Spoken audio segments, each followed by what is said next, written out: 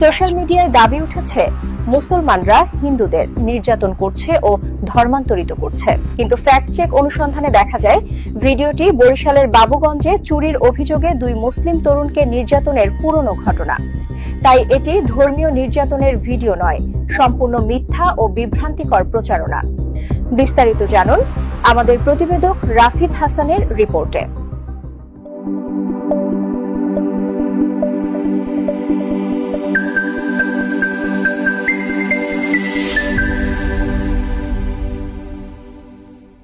সম্প্রতি সোশ্যাল মিডিয়ায় একটি ভিডিও ছড়িয়ে পড়েছে যেখানে দাবি করা হচ্ছে বাংলাদেশে মুসলমানরা হিন্দুদের নির্যাতন করছে এবং তাদের জোরপূর্বক ধর্মান্তরিত করছে।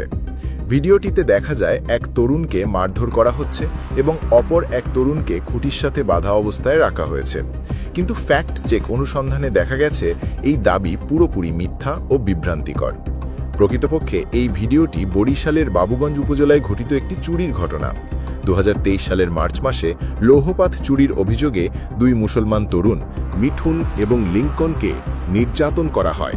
তাদেরকে হাত পা বেঁধে প্রকাশ্যে মারধর করা হয়। বিষয়টি সংবাদ মাধ্যমে প্রকাশিত হয়েছিল এবং পুলিশের প্রতিবেদনে বলা হয়েছে এই দুই তরুণ মুসলমান ছিলেন। ভারত এবং আওয়ামী অপপ্রচারকারী গোষ্ঠীগুলি পুরনো ভিডিওটি ধর্মীয় নির্যাতন হিসেবে প্রচার করে বিভ্রান্তি ছড়াচ্ছে। ভিডিওটি প্রকৃতপক্ষে একটি অপরাধমূলক ঘটনা যেখানে মুসলমান তরুণদের চুরির অভিযোগে নির্যাতন করা হয়েছে।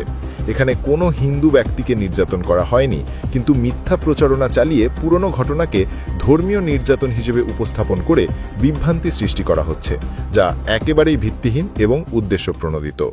একটি ভুল তথ্য সমগ্র সমাজকে বিভ্রান্ত করতে পারে, তাই তথ্য যাচাই করুন, গুজব থেকে সতর্ক থাকুন।